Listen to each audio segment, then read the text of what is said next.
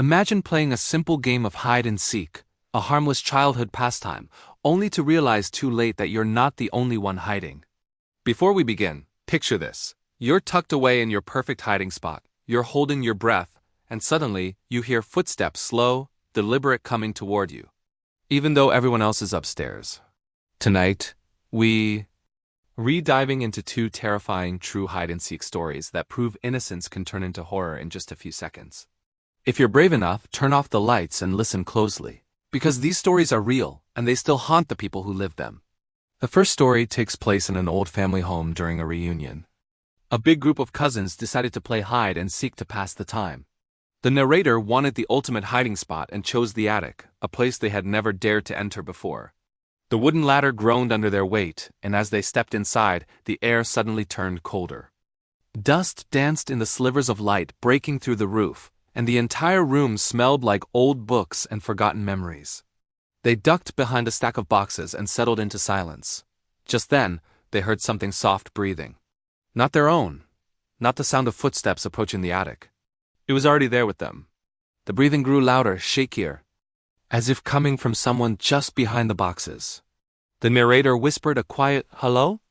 thinking maybe a cousin followed them up, but no one answered. Then, from the corner of the attic, a low whisper drifted out. "Don't let them find you." The narrator froze. They'd bolted down the ladder, nearly falling, and when they reached the cousins, everyone insisted they hadn't gone upstairs at all.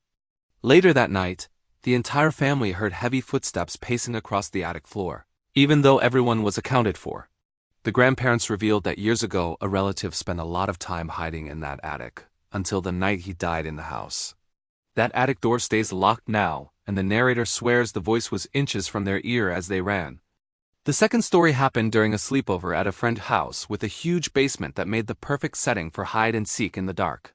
One kid chose to hide behind a thick stage-style curtain that hung floor-to-ceiling near the back wall. They squeezed into the space and let the curtain fall in front of them.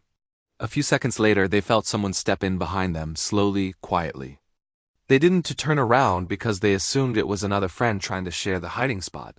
But when they whispered for the person to move over, nobody responded.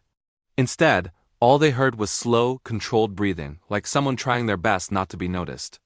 The seeker eventually made it downstairs and started calling out locations of the players you already found. When they announced they had found the friend who was supposed to be behind the curtain, the hidden kid's stomach dropped. That meant the person pressed up behind them wasn't part of the group. They burst out from behind the curtain in a full panic. The seeker saw them and froze as the curtain behind them shifted just slightly, as if someone stepped back into the shadows. Parents searched the basement thoroughly, finding no one. But the next morning, a neighbor mentioned a string of break-ins in the area. In each case, the intruder was seen hiding quietly in dark corners of people's homes. The kid never played hide and seek again. Stories like these remind us that hide and seek may seem harmless, but sometimes the danger isn't the seeker, it's the thing hiding with you. Which story chilled you the most? If you've ever had your own terrifying experience, feel free to share it. Thanks for watching, and remember, if you hear breathing where there shouldn't be any, don't hide, run.